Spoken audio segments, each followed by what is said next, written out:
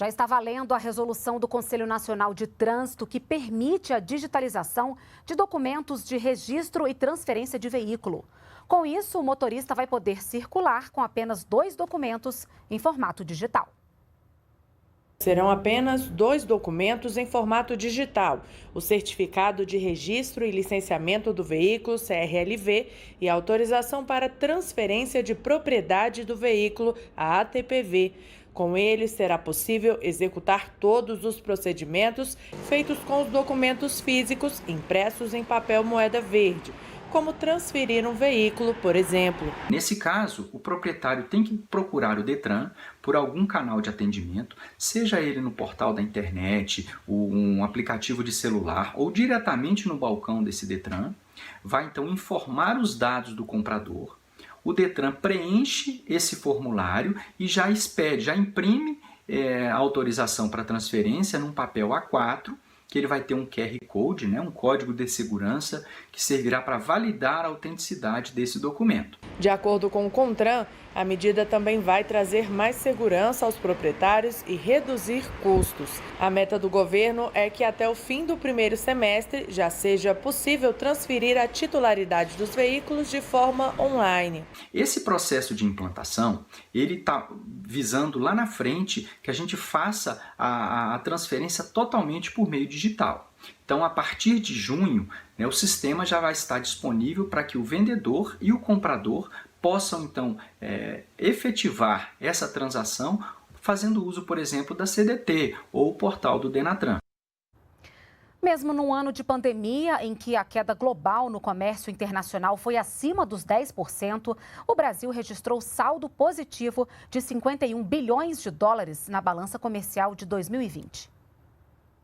A diferença entre o que o país exportou e o que importou foi de quase 51 bilhões de dólares, um crescimento de 7% comparado a 2019. Quando nós exportamos, nós estamos produzindo internamente, estamos gerando emprego internamente, e, portanto, a renda fica no país e essa renda acaba movendo a economia, gerando crescimento em outro setor. Então, daí a importância de ter um superávit no comércio. Analisada separadamente, a média diária de exportações caiu 6,1% e a de importações teve queda de 9,7% em relação a 2019.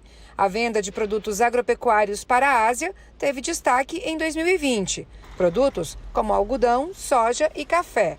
China segue como principal parceira comercial do Brasil. O crescimento relativo da nossa pauta agrícola ela foi muito influenciada pela própria dinâmica dessa pandemia. O ritmo de recuperação mais forte da região asiática, que é o principal destino das nossas exportações de commodities. Já as exportações da indústria extrativista tiveram queda de 2,7% e as da indústria de transformação caíram 11,3% no resultado do ano. Para 2021, a expectativa do governo é que haja uma recuperação da demanda interna, reaquecendo a economia. O produto interno bruto deve crescer na casa dos 3%. Já a balança comercial deve terminar o ano positiva em 53 bilhões de dólares. A tendência é que o nosso comércio setorial de bens manufaturados, vis-à-vis os demais setores que já tiveram um desempenho relativo razoável na economia esse ano, esse desempenho seja melhor do que no ano de 2020. Continuam os entendimentos para a chegada da vacina contra a Covid-19 aqui no Brasil. Vamos ao Palácio do Planalto, a repórter Gabriela Noronha conta pra gente. Gabi, bom dia para você.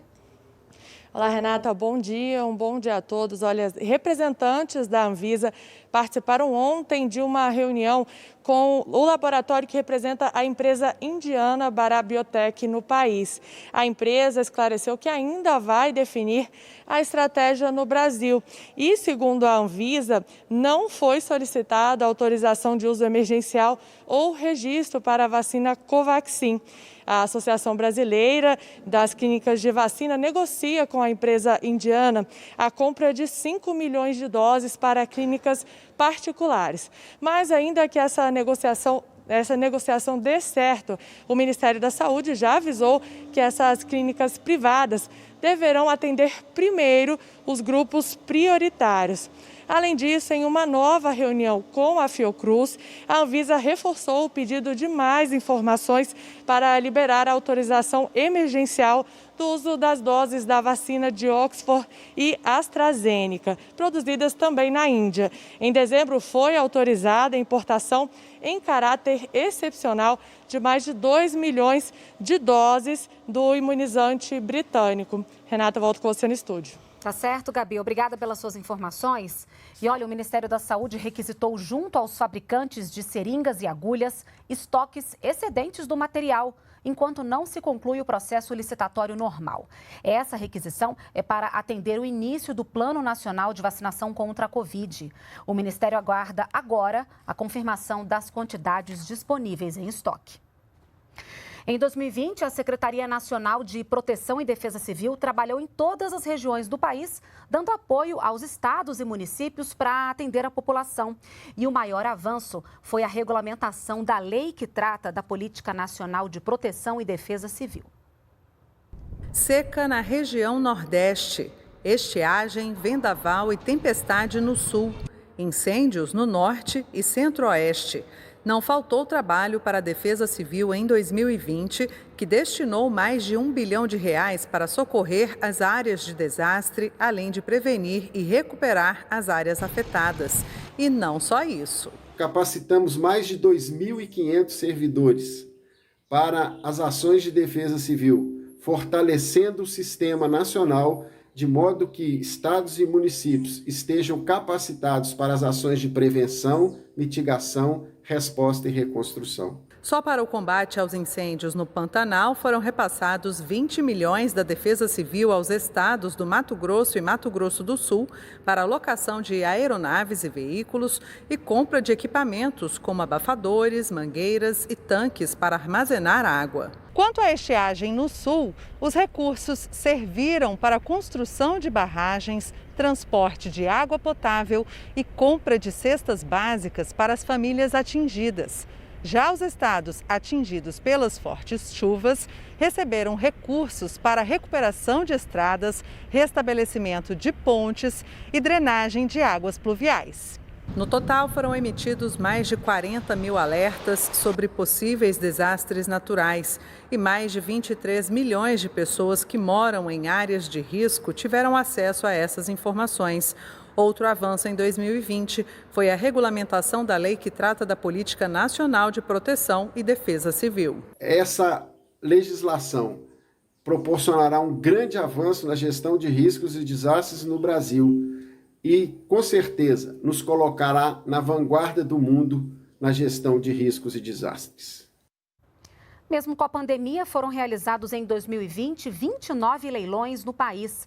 Com as concessões, a expectativa é de que nos próximos 30 anos o setor de infraestrutura receba investimentos privados de 42 bilhões de reais.